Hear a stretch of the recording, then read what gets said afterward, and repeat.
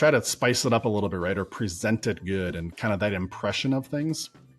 That's something I always take joy in, the ambiance, if you will, right? Just how it comes across.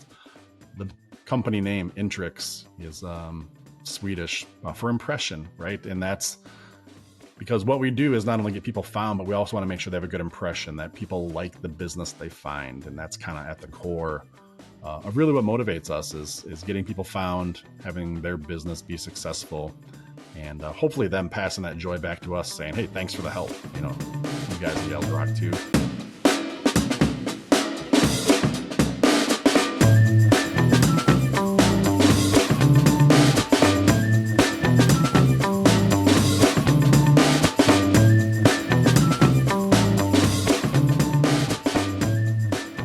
Welcome back to Local SEO Tactics, where we bring you tips and tricks to get found online. I'm your host, Jesse Dolan, here today with Sue Ginsberg and Bob Brennan. How you two doing today?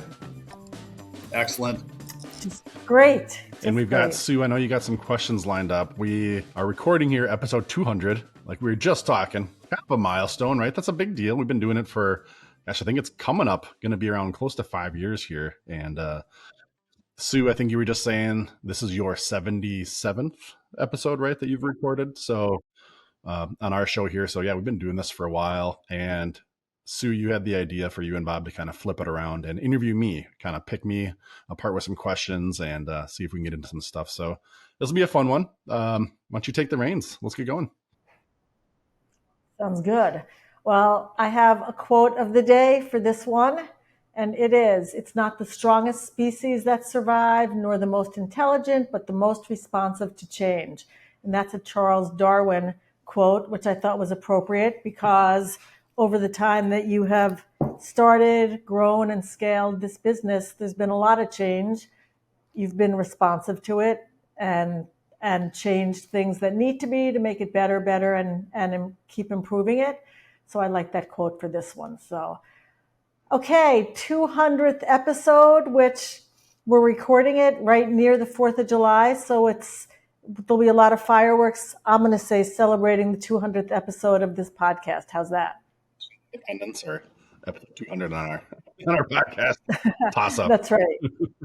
That's right. So, all right, to start with, Jesse, tell us about your journey, what you were doing before SEO, what motivated you to start the business, what motivated you to do the podcast, and all that.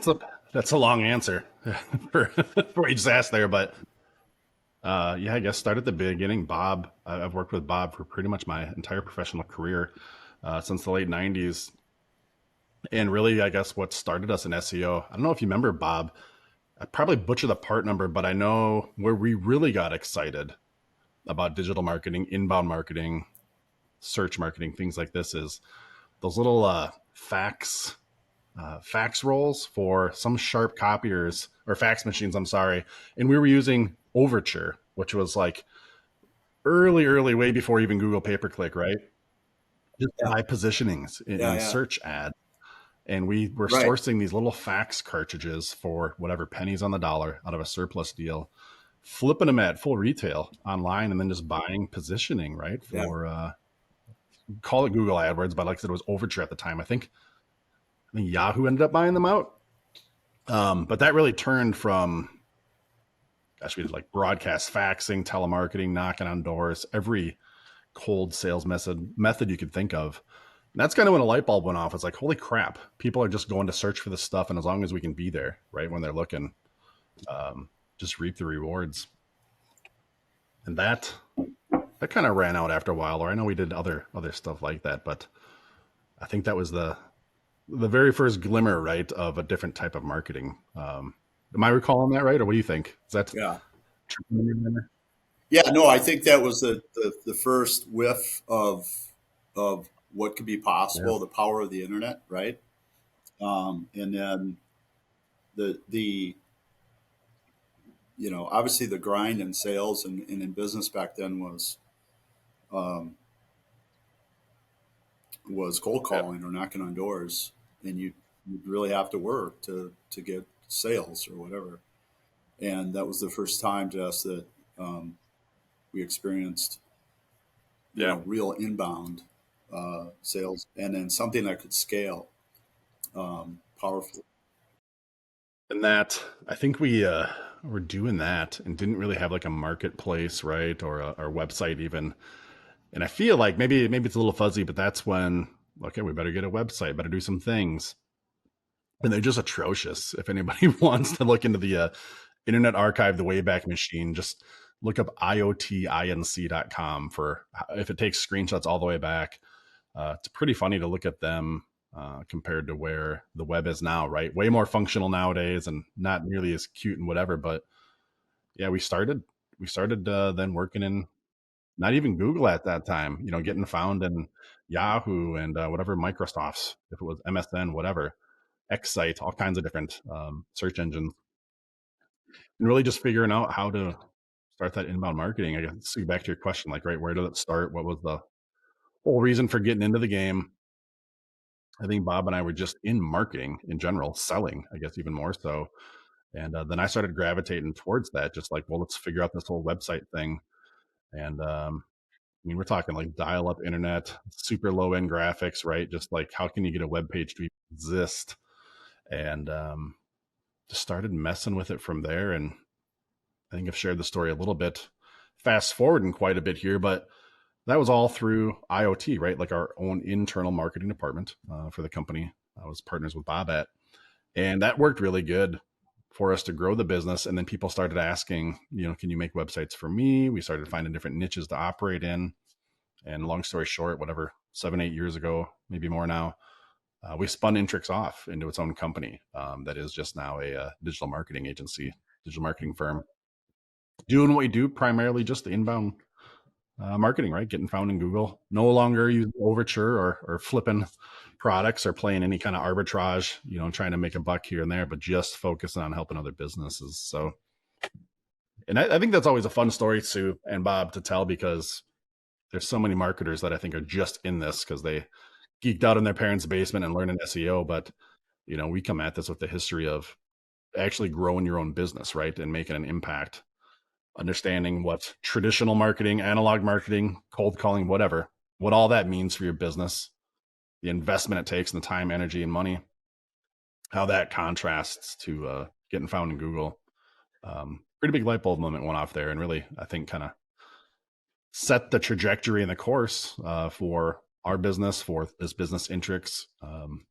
Really, Sue never would have met you, right, or had any of this opportunity that we've had without any of that kicking off.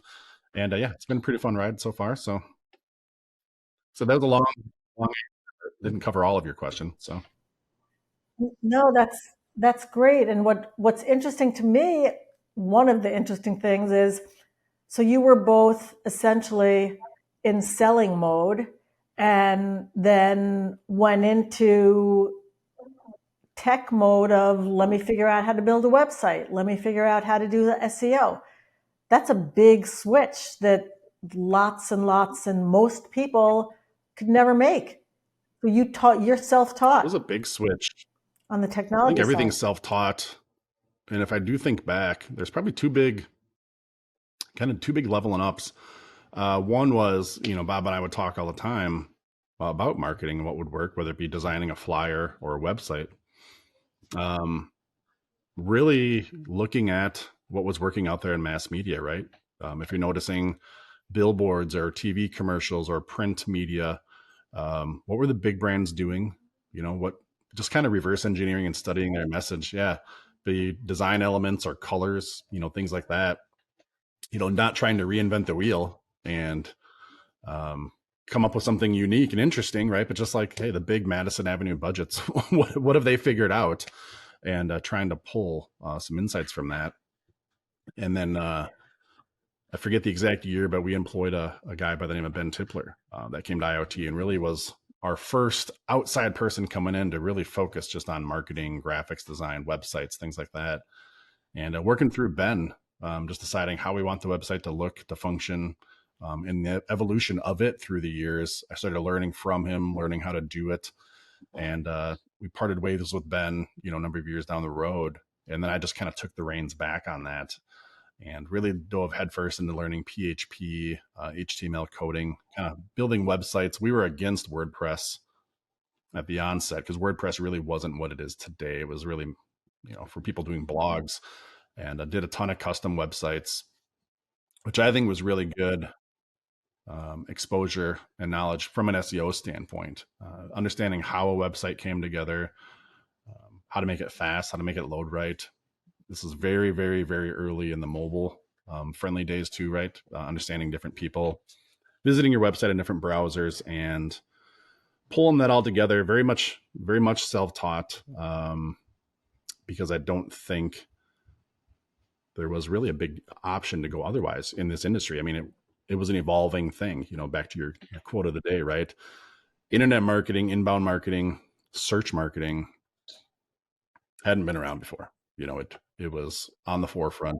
We were on the bleeding edge with everybody else. And I guess lucky enough to fall into a space. And again, I'll go back, Bob, we had whether it be the burden or the luxury of the traditional cold calling and cold sales, to know how valuable the search and internet marketing was, right? And kind of having that contrast of both of those ends made you really appreciate, even though it's a struggle, again, a lot of self-learning and experimentation to get the stuff right online, with SEO and websites, still paled in comparison with how much time and energy would have been spent on the traditional outbound sales to get the same results. So I don't think the self-taught part really ever was a big hurdle, right? Or anything to turn us in that. It's been great. So You say that wasn't a big hurdle, but I'm thinking, up until that point, did you have any idea that you had the frame of mind or the propensity for technology? I mean, not everybody does, and you're such an expert at it. I just can't believe you didn't grow up taking these things apart and putting them together, and knowing that this was something that was a strength of yours. yeah, I think it really hit two parts of my brain that I always thought were kind of there. One was the artistic side. Going through high school, a lot of my electives were very much like graphic design, painting, drawing, artistic stuff. And that's really where, in working with Bob, to be clear, when I started with Bob, I was making toner cartridges, right? Like super not sexy, not marketing, not sales, just kind of rebuilding things. But no, I think the artistic side really came out when we just needed to create things, whether it be stickers for boxes, Bob, or packaging we were looking at, or flyers. It was really a one-man shop when the business started. Bob was out there selling stuff, servicing in the field, and I was back in his parents' basement, throwing toner around and making these things. So we had to bootstrap and come up with everything together, and I just had a little bit of a bent on the artistic side. A, and Bob was too busy. B, and so I just kind of gravitated towards those areas. But then the other side of my brain, which is how I started working with Bob in the first place, is doing things, working with your hands, right? Kind of a little bit more of that engineering, figure it out, process type mindset. I think that's always been in there with me too, right? Like trying to break stuff, put it back together, fixing things, troubleshooting. I've always kind of gravitated towards that. And really, web design and SEO, that hits both of them, right? You have to have a little bit of a design, user experience, kind of playing with the elements, artistic side of you, but then you definitely have to have kind of that engineer side, the problem solving, figure out how things work, whether it be building a web page or just the complex algorithms and the things that go into, right, SEO. So for me, I guess I was lucky enough to naturally, have my brain operate in a way that seemed to work with those things. And I'm butchering Bob's quotes. He's had them on his whiteboard and other stuff, but basically when you love what you do, right, it's not work. And so these things excited me to learn more, to experiment, and to create. There's something cool about, WordPress is great and you can drag and drop and kind of build websites, but there's something cool about just coding that and figuring out how to do interesting things, within the HTML, and then make it represent how you and your business wanted it online, while knowing in the background you did something kind of cool, right? From a coding standpoint, that always kind of motivated me and made it fun too. And then just to bring it full circle, the continued learning, There just isn't anything in this industry that ever stops, right? Google has continued to evolve as a company. That's the primary thing when we talk inbound marketing. It's being found in Google, right? To be clear, Google has evolved. The tactics have evolved. And quite frankly, that was one of the big reasons Bob had the idea to launch this show almost 5 years ago, is to put that same type of resource back out there, really, for everybody else. This is how we learn. I didn't go to college for any of this. I've talked about that before. Right out of high school, started working with Bob and learned all this on the fly, on the job, self-taught. That doesn't make me any less smart than somebody who went to school or any less motivated. I just went through a different course of education, right? So yeah, that's why we're even on this show, is kind of turn that around, give it back, and help people out in the same way. So hopefully that answers your question. This is dangerous to just ask me questions, because I do ramble so much and get off on tangents. We'll see how this, how this goes. It's good. It's good to see how that evil mind works. It's interesting stuff too. I mean, I think it's amazing, really, to look where you started and where you are now. Just such a non-linear path, which I love. It's great. It's great.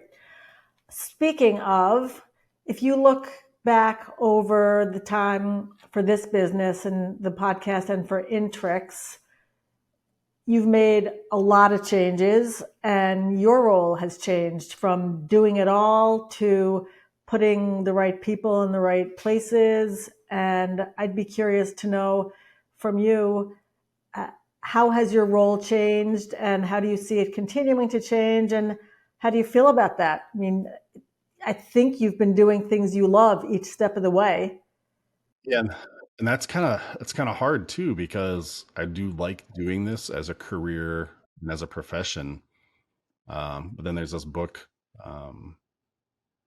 Bob, I know you've read it. I can't remember if we've talked about it, Sue, but the E-Myth, where if you try to be that Superman or Superwoman, because you're good at a thing or you like doing the thing, but as a business owner, it's really your obligation to not just be, the one doing that thing, practicing that craft, if you want to scale the business and grow it.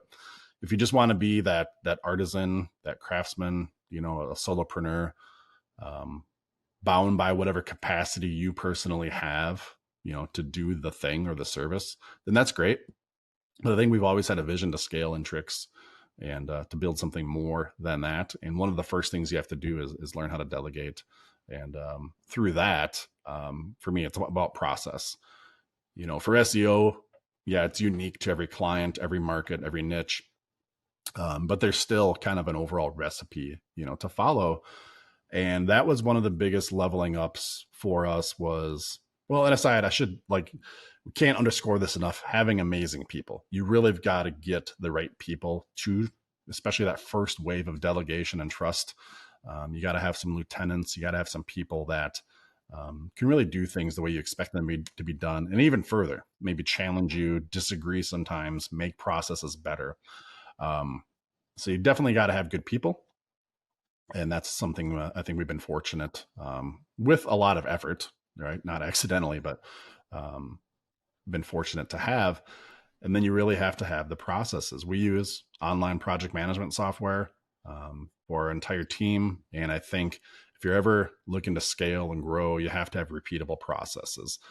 This is also something that I think kind of grew within me, working with Bob in the past business relationship with the printers, copiers, these kinds of things. We had an entire facet of the business that was rebuilding toner cartridges, right? Which doesn't sound maybe super complex, but it really is, to take something, completely disassemble it, refurbish it, test it, the quality of the controls that are in there, right? The repeatable processes, doing a ton of research and learning on Deming. A lot of the Toyota Way was a giant book for us, I know, back in the way, for process and quality control. And so kind of having that business background for better part of a decade, then applying it to when we launched Intrix and scale it up. It's just a natural that you have to have that stuff, I think, in place to be able to turn something over to somebody else. But then also to know, if things are working good or working bad, that's what you got to fall back on. Where's the problem? How do we improve? And make sure it's a repeatable process, that everybody's doing the same thing. We always joke, I guess a big inspiration is McDonald's. We always joke about it where it's not the best food. And this is one of Bob's phrases I'm coining here, but it's not the best food, but you know exactly what it's going to be every time, right? It's consistent. You expect it. And that's really about a process at the end of the day, a repeatable process. And that's what helped them scale. And I think that's been a huge part for us in growing Intrix to where it's at today, from where it started in me just being a one-man shop trying to do everything. So you got to let go. You got to have good people. You got to have good processes for that to happen, I think. So. Well, I have been very impressed with your ability to find and hire and I'll say develop really good people. We have great people on our team, and also your willingness to delegate and move on to something that's a different use of your skill set or a use of different skills that you have. And again, part of it is you knowing that these people are good and they can do what now is their role to do. But that's not always easy for everybody. And you see, hear, and experience a lot of businesses who the business owner isn't really willing or good at getting out of it, so the business can't scale. Because and that's a big change in role. Something that's difficult is we're always busy, and if you don't have something mapped out or drawn out, whatever it is, for a process to follow, if you're going to delegate a task or a series of tasks to somebody, I think business owners or even managers at some levels get caught in the trap of, well, it'll take longer for me to map this out, to write it out, and then to train Sue or to train Bob or to train Jesse on it. So I will just do it myself. But next time, right? Next time I'll delegate this or train whatever. And you just get caught in that loop of just doing it just because you can just do it quicker than training somebody else. And it's hard because we're always so busy trying to do 17 things in a day when you have enough space to do 2 things. To say I'm going to basically double the amount of time it would have taken me to do this task because I'm going to create a training program here, right? Or some outline that somebody can follow. And then I'm going to work with them to get it done.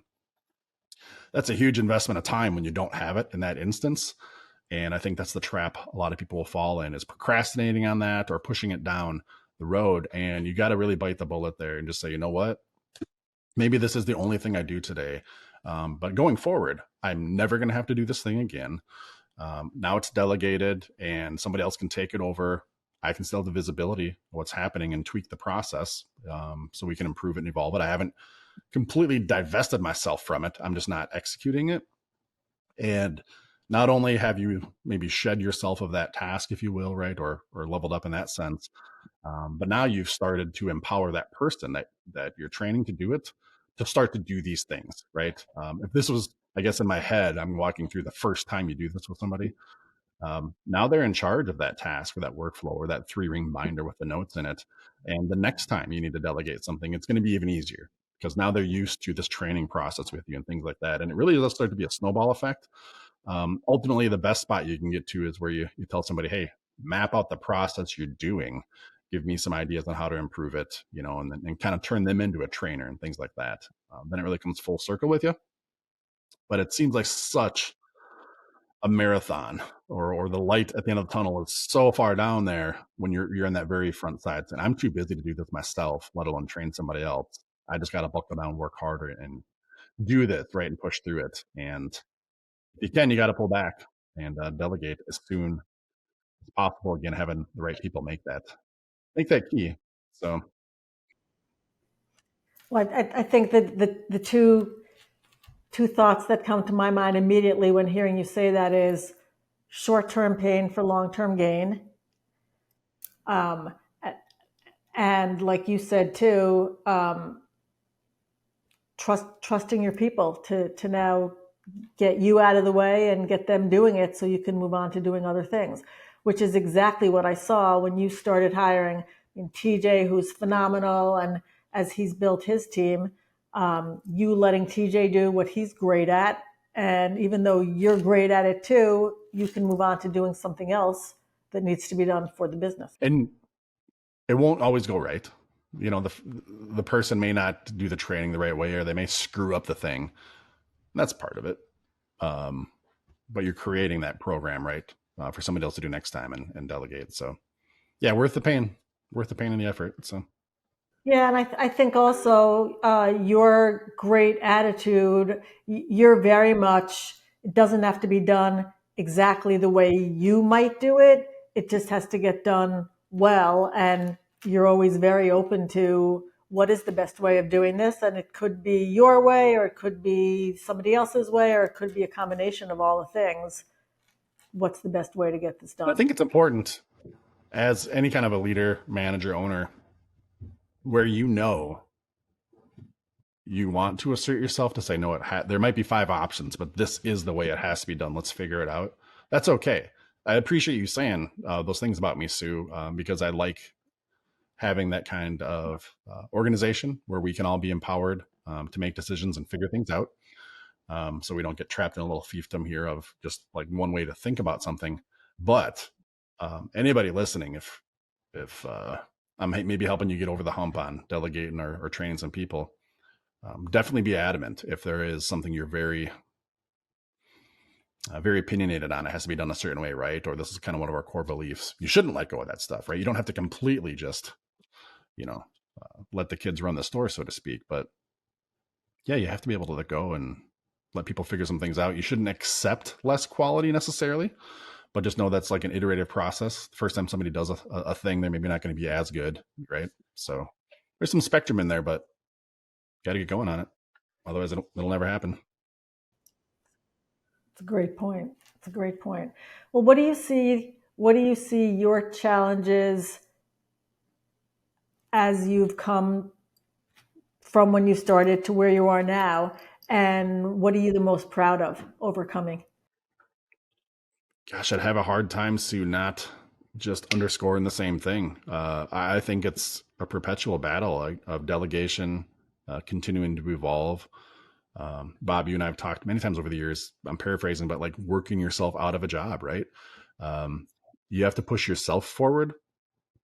Um, Continue to delegate, like whatever that is. There's always the next level up, Sue.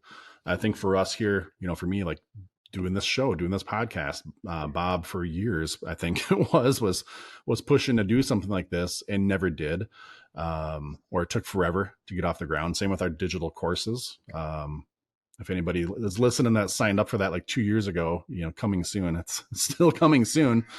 But there's always something else you should be working on, really, as a leader and as a manager in a business.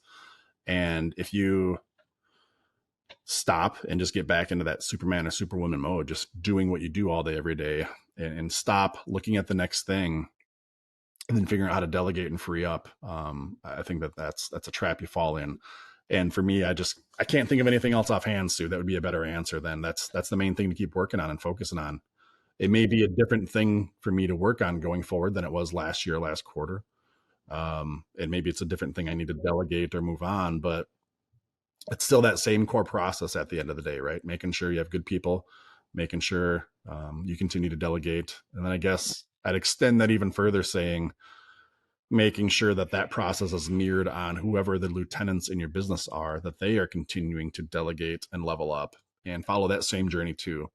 That's not something just a business owner should have the spirit of, right? Anybody who's critical in leadership positions in a company should always be evolving, moving up, delegating, and then bringing their team up to really repeat the same. So I guess not to be too lazy about the answer, but that's also what I'd hang my hat on for being proud, is that we do have a team that feels that way. I think most of the people in manager or leadership positions in our company, whether or not they think I'm an awesome person, person to person, they do respect the organization, has this ability for mobility for them, for evolution. They don't feel like they're just stuck somewhere doing the same thing over and over, which is tricky for us. We're a completely remote company, just to be clear for anybody listening or watching. We're all around the United States and some international, completely remote. So that's great. I'm a big proponent of that, but there's also pitfalls to it, right? from a team building standpoint and things like that. So I think critical to having success in our organization or something like it is having that kind of attitude. Because if we lose the ability to just run down the hall, talk to each other, shoot some hoops on lunch break, or just kind of have fun and do that kind of stuff, you have to make up for those things in other ways with the company. And we can't have people to be stagnant or feeling trapped, because if you wake up like myself, I wake up, walk out of my room, grab a cup of coffee, and take 17 steps later, and I'm at work. If I don't like what I'm doing, if I'm not motivated or challenged by that, man, that can get monotonous and boring, right, real quick. And that doesn't move anybody forward. So I guess hanging my hat on that as something I'm proud of is that the company is thriving and successful being a remote company in this space, and that everybody seems to keep following that same journey of leveling up, delegating, and growing. So, and I will also say that the work environment that you and Bob have created is very much one that once the right people are in it, nobody wants to leave. That's awesome. It's for self-motivated people, it's a fantastic place to be. When you bring up a thought too, I should mention quick, Sue, having the right people is important. Also identifying when people are not the right person is important as well. We've been fortunate to have a lot of great people join our team, and we've also had a lot of people that we've let go, right? Not that we're iron fist, rulers and get the hell out of here, you don't fit our system. But part of having the processes, the workflows and things like that is it's clear what we expect. The luxury of that is it's clear when things don't work out for somebody too, right? You have standards, you have expectations in the way we do things, and somebody's not going to fall in line. Pretty darn visible. And you can't be afraid to either pivot. Maybe sometimes they just need to do something else, or cut that person loose and move on, because it's detrimental not only to the task you're giving that person if they're not the right fit, but also to the rest of your team that can clearly see this person is not working out, and they're left wondering, well, why am I working so damn hard, right? When this person isn't, or screwing it up or whatever. So that's something too that we shouldn't forget as part of the process too, is identifying when people are rock stars, also identifying when they need to move on. So that's good, really good. Well, you mentioned a few minutes ago how important it is for things not to be monotonous and boring. That's not a good way to think about starting your day every work day. And being in the field of websites and SEO, there's nothing monotonous and boring about that, because it is constantly changing field. What still excites you about doing websites and SEO? Whether it's the process or the helping business end result, it is ever changing. What do you like about that, not like about that, and what excites you? I think at its core, something that continues to make me very happy and get joy out of this as a job, a business, and a career is, it's not too cheesy, but we're helping people at the end of the day, right? We're not selling snake oil. We're not trying to scam people, right? There's no downside if we're doing good at our job. A business is investing into us, and they're getting back more money than they're giving us, right? So sometimes it's maybe a little hard to get that money flowing on the front side, depending on a budget, but we help people grow their business. We've had many stories over the years of people, maybe they were ready to retire or sell their business, and after working with us for a while, they breathe new life into it, right? They've been able to accomplish some things personally that they wouldn't have otherwise been able to. That's where the tide rises for everybody, right? That's good for us. That's a client. They're paying our bills, on our team, so we can all make money. And whatever they're giving us, they're getting it back exponentially by new customers that they're getting, and everybody's happy, except for the competitor that no longer is at the top of Google, right? But that's not in our universe, so they can figure that out. But I think that is something that really does make it exciting, is we're constantly creating I myself personally, I guess I have like a servant attitude, right? Like if my family, if I'm making dinner, right, or if I'm having a cocktail, my wife and I, it's not just throw it in a glass like here you go, right? It's always, I don't know, try to spice it up a little bit, right, or present it good, and kind of that impression of things. It's something I always take joy in, the ambiance, if you will, right, just how it comes across.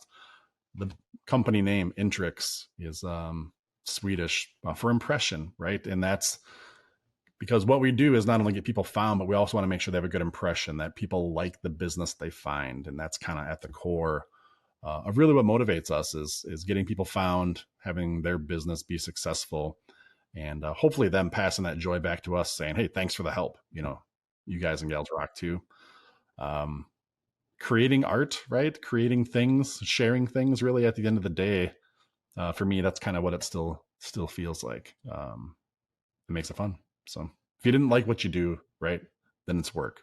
That's back to that quote again. So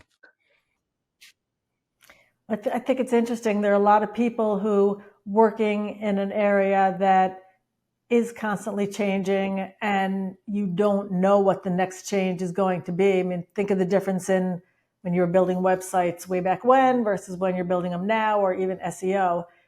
You could either be challenged by that and love it, or you could either be challenged by that and hate it. So it's interesting and great. And I think also a testament to you being in this business and scaling and growing this business.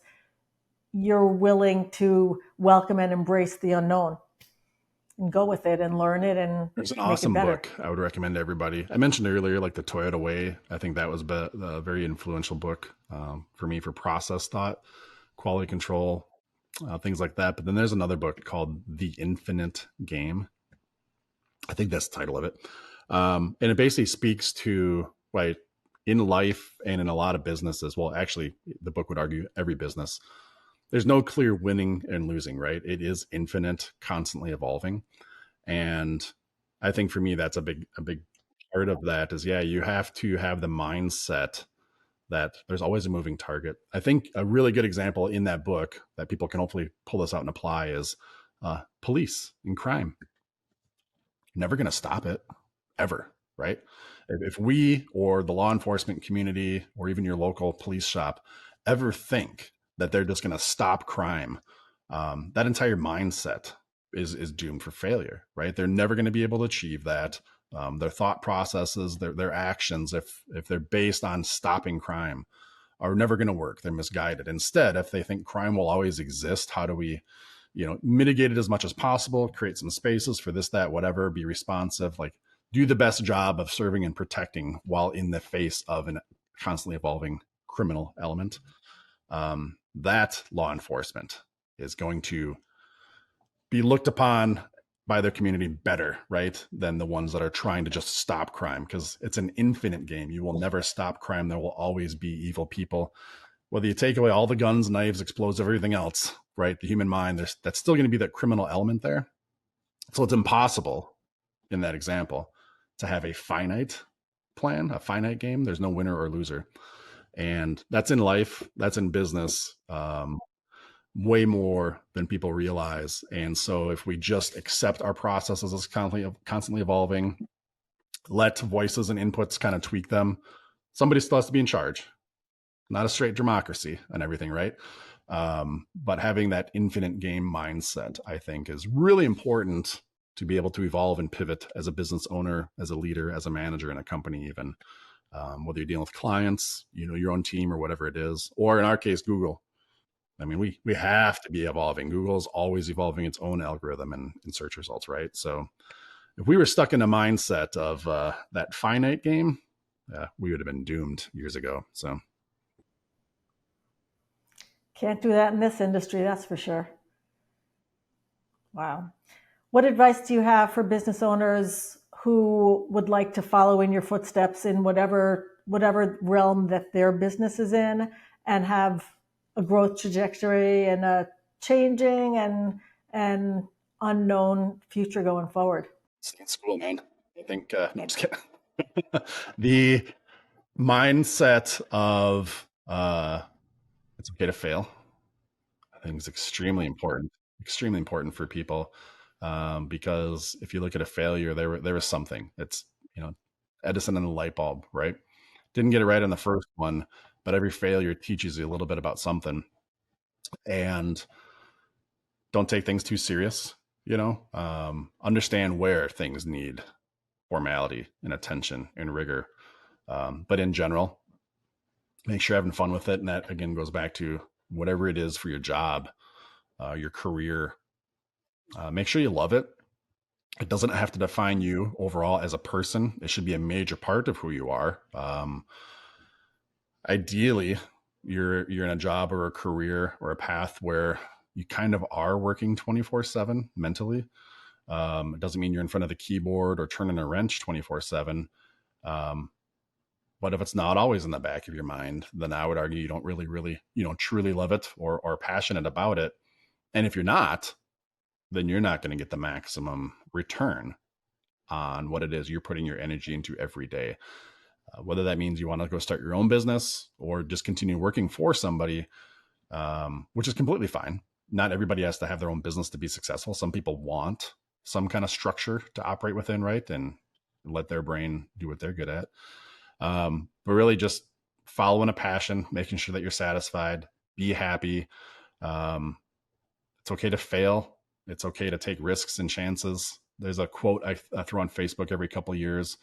If it makes you nervous, you're doing it right. I think the older we get, Bob and I have talked about this over the years, people that get comfortable and complacent kind of fall in this trap of the opposite of what I'm saying here for my answer on this question for you, Sue.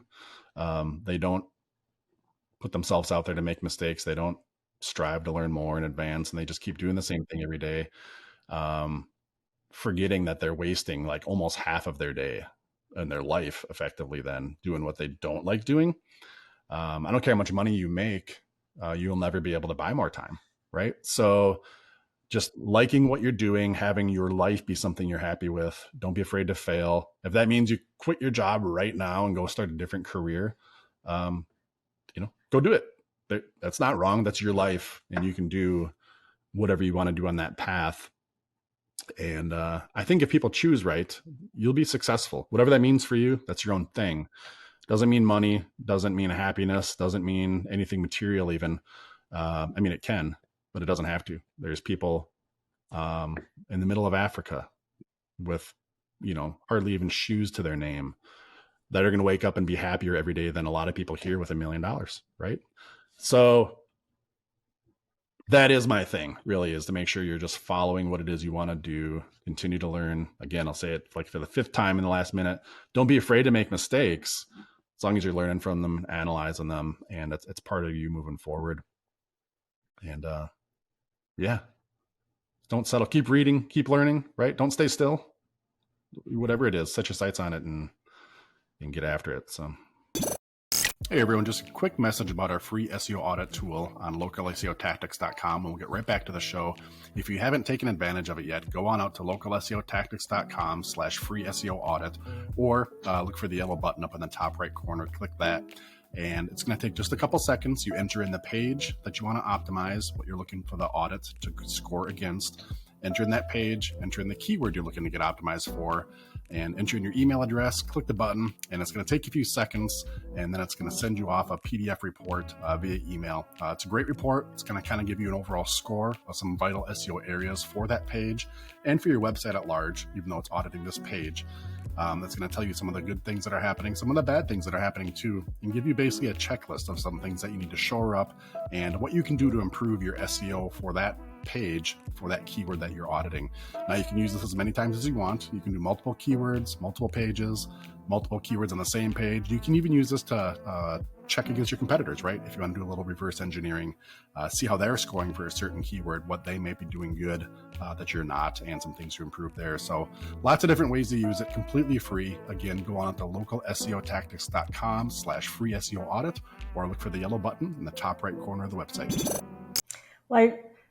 I really like what you're saying, and one message that comes through to me is there are no quote unquote shoulds. Like, it's not I should be doing this, or I should have $1 million, or I should be happy. Happiness is what everybody individually defines it as, just like success in businesses or success in whatever they're doing. So I really, really like that. And that saying, life begins, what is it? Life begins at the edge of your comfort zone, I think can also be changed to a successful business begins at the edge of the comfort zone as well.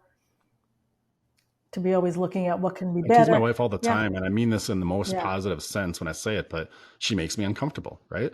Um, she's not complacent. She's not always happy with just either where we're at, what we're doing, what we have, um, and is a strong motivating factor in like just once in a while reminding, like, hey, you know, we can level up, right? Or you can do this thing, or you can learn a new skill or a new hobby. Um, I think it's important to just have that mindset, whether it comes naturally from yourself or the people you're surrounding with, right? Again, I'll go back to Bob. I've had a lot of good quotes from Bob over the years. If you want to be a good golfer, hang out with good golfers, right? You know, and that I think applies here with how I'm making fun of my wife. Um, yeah, just don't tread water. You know, no couldas, like you said, Sue. Right? There's a quote we like. I forget what it is, but it's basically like slide in sideways, right at the end of your life. Like, if you're old and frail and decrepit, that's not the time where you get to go do skydiving and things. Like, use everything up that you have, right? And don't have any regrets. Don't have any shouldas. If you wanted to start a business, start a business. If you wanted to change careers, change careers. If you want to like your job, well, start doing something that you like. I think if people just align themselves with everything that, you know, in that sense, you can be successful. There's no quick switch. That might take you 10 years to turn that boat, right? To pivot where you want. Doesn't mean it's quick. But every day you waste not taking action is one day further you are from whatever that goal is. So if you don't know it, you can learn it, right? If you're not in a position to be able to do the thing, change your position. I don't know. Not everybody. This won't resonate with everybody because not every situation out there. I'm sure there's examples of people that listen around and they're like, well, yeah, but what about I'm in this spot where A, B, and C? And yeah, that's true. So I'm speaking extremely broadly here, and with no timelines. But I think if people, yeah, just really focused on that as your kind of guiding light, you can be a good person. Good things will happen to you, and keep your sights set on what you want. And should drop another book. The Obstacle is the Way by Ryan Holiday. I think it's also amazing. Pretty quick and short. But instead of seeing that thing in front of you as the obstacle and, well, now I'm screwed, like that's what you have to identify as how do I get around that thing now, right? How do I move that obstacle? That's the thing in front of me. My goal is behind it, and I can't be fixated on my goal. The obstacle is the way, and I got to figure this thing out, right? I got to learn something. I got to move something. I got to create something, whatever it is. So I'll stop rambling there before I throw more books out. This is turning into a Amazon book pitch fest. that's great though. And I also love that you keep stressing it's okay to fail, because I think if there's somebody who in conversation whatever was saying like I've never had a failure, I would disrespect them even though they're probably saying it to be respected, because to me that says you didn't try anything that was risky enough that you didn't already know what to do. How exciting or fun or rewarding is that? Like, failure doesn't mean you screwed up and you made a huge mistake. This just means something didn't work, right? And if you're not testing things in that sense, even, right, you're never going to move forward. So yeah. That's great. All right, last question for you. What do you see for the future? 5 years from now, 3 years from now, 10 years from now, we're sitting here talking about the 400th episode and your journey in it. Where are we? Yeah, I think Google's still around, much to people's dismay. It's not going anywhere anytime soon. But I think from our business perspective, whether it's what we do at Intrix or this show, Local SEO Tactics, I feel strong that search marketing itself, right, is going to be around. SEO will change. We're right now on the whole bleeding edge of AI.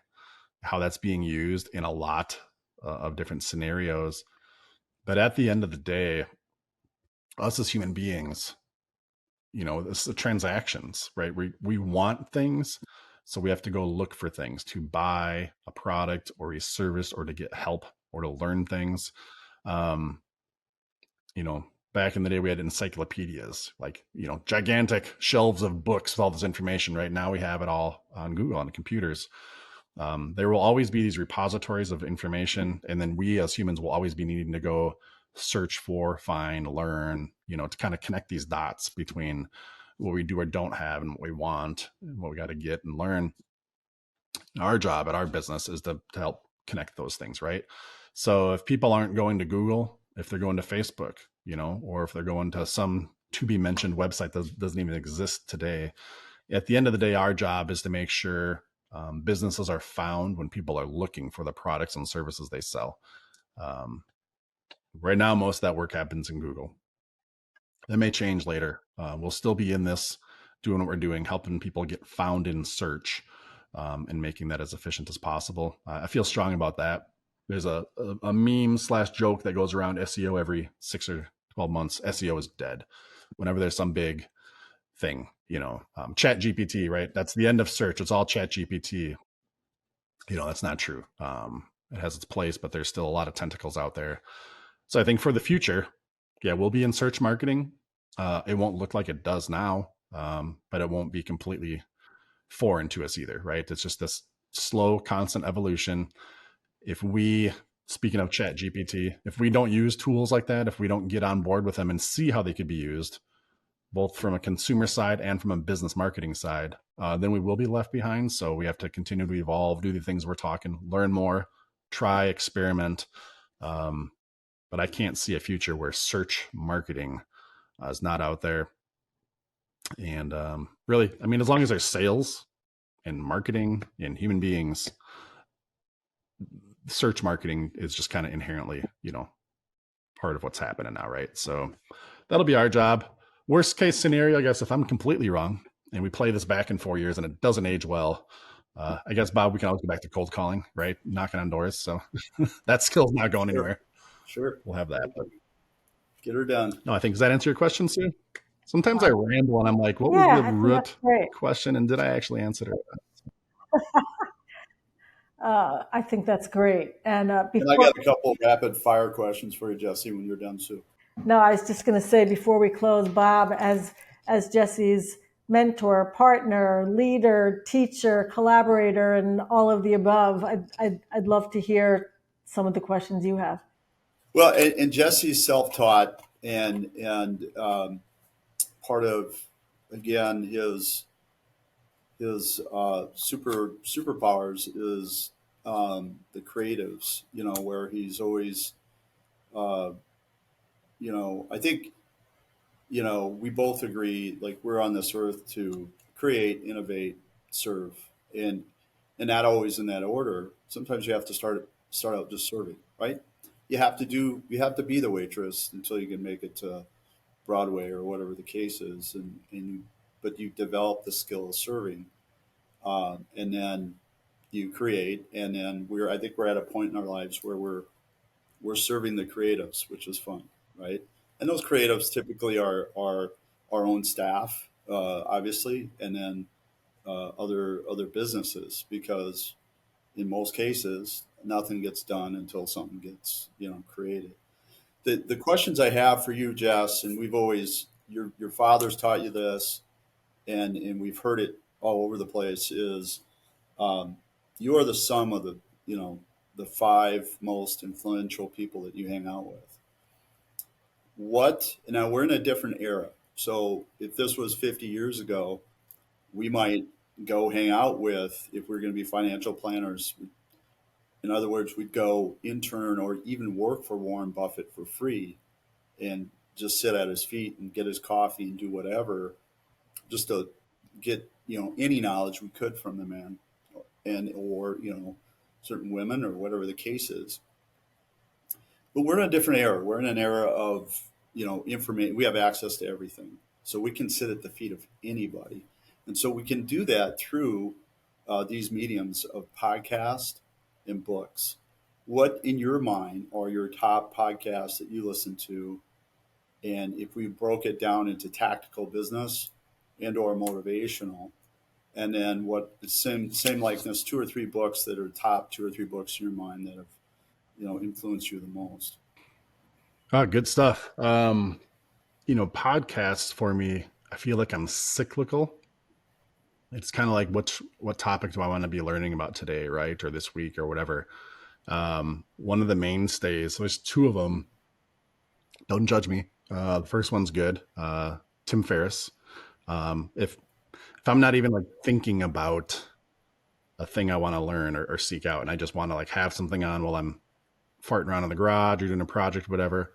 Don't even have to look at who's on it. Like pop on a Tim Ferriss episode, and you're gonna learn something, right? Whether it applies to your business, your personal life, or whatever. Yeah. I just think he does a great interview. His guests are top notch. He's one of the biggest podcasts out there, period, right? And it all, I shouldn't say like that. Pretty much every episode like hits me in some kind of positive way here, right? They're entertaining, kind of bubblegum for your mind a little bit. But if you're paying attention, you're gleaning something successful kind of from that Warren Buffett type mentality, right? There's something here, business or personal, that you should be able to glean. Always a rock star episode. I also like Joe Rogan podcast. It's a different end of the spectrum, maybe. Also huge, though, right? From who he brings on, the things they get into. Both of these are a little bit more long form, just kind of easy to have on in the background. And you'll always learn something on the Joe Rogan podcast. It's just a different drawer in your toolbox where that thing's going to go, though. So I was like that. Then there's a lot that are like those two I could just throw on anytime, right? But then I have a ton of them that are in there. Like if I really want to get, SEO marketing, there's a few podcasts to throw on. Influential, I would say some of the biggest ones like Pat Flynn, going back a number of years. I probably haven't listened to a current Pat Flynn episode in 10 or 12 months, to be transparent. But I tell you what, of any show I've ever listened to, and I know you're, nodding your head here and probably feel the same, like huge. Pat Flynn's Power Up Podcasting, right? Took his course on launching the show, right? You and I did that. So right. I would say that's historically one of the biggest ones. Then Don Miller, Story Brand, huge for just a crash course, right? In better marketing, better storytelling. Big one there. So that's a few podcasts. Like I said, those last two are more very specific from learning a skill set or a trait. Books, I've threw out a few already. I do think Toyota Way is an amazing book for anybody who is following process, quality control, things like that. Maybe a little bit outdated now, but good to great. Is it Tim Collins, if I'm getting his name right? Amazing book. Okay, thank you. Amazing book. Kind of in that same vein of Toyota Way, about running a business, being efficient, quality control. I always thought that one really resonated with me, though, for trying to be really good at a smaller number of things and be world-class at them, or great at them in this case for the book. And so instead of being good at a number of things, right, being great at a smaller number of things, and how that can apply to your business, your team. And I think a lot of that goes back to the training and the stuff we were talking. Extremely important book there for me. The As a Man Thinketh, I think. I'm trying to remember his dang name. Shorter one, but amazing. Amazing book as well, all about mindset, right? And getting yourself in that space. Made me think of this earlier. Who Moved My Cheese is a book I know about. We pass around with managers and stuff back in the day. Another super short one, but again, speaking towards, evolution, change, and being okay with it, not being just set in your ways. Gosh, I could go through a bunch of other books, but I'd say again, that Ryan Holiday, The Obstacle is the Way, or things in general with Ryan Holiday, very stoic I am a religious man, and my family is as well. So when I throw stoicism out there, that's not my religion, but I think it goes in parallel with it, for, how to look at things quite a bit. Um, and he's got some great things to say in that space that are very relatable, pulling back from some, Marcus Aurelius, a lot of stoic type stuff that he'll get into. That makes it more accessible for all of us nowadays. So yeah, I think those are some of the big ones, Bob, coming to mind. I probably should have had a better list, thinking about this in the future, for some of the ones that I know have made a big impact on me. I've always got a few sitting back here, but yeah, if there is any more, maybe we'll try to throw some links in the show notes for this. I'll take some time and try to think about a few more for everybody. And the reason I'm saying that to underscore, Bob, I appreciate Yep. your questions, just because, again, the spirit of this, it's all self-taught, right? Like, you got to go seek the stuff out and learn it. These weren't assignments from a class or some kind of night school. It's like, you got to level up and learn a skill, learn a thing, learn a trait, be it self-help or a technical thing you didn't know how to do that now you do, right? Because you went through a book. I think we all have to keep listening and reading. And two, when I say little disclaimer, whenever I say read a book, there's a chance I might have listened to it as well. I won't say listen to a book, because that just sounds funny to everybody, but I'm a huge Amazon Audible audiobook guy as well. So Yeah. just to be transparent. Yeah. However, you Yep. got to get it in your head, right? At the end of the day, I think you can start out dead broke.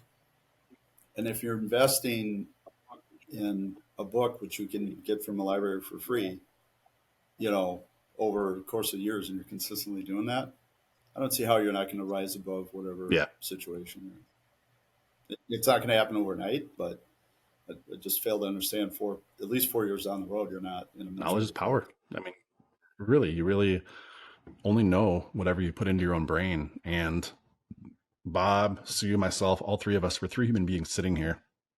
We all have the same potential. I mean, we all learn the same things and read the same things and amass the same knowledge. It's our choice, person to person, what we want to do with it. And that's what will separate people, right? Is learning. So You bet. You bet. Indeed. Good stuff. All right, Bob. So I have to ask, because you've had a lot of history with Jesse, and anything surprising, shocking, any little maybe embarrassing incidents that you have that you'd like to share that are still above board?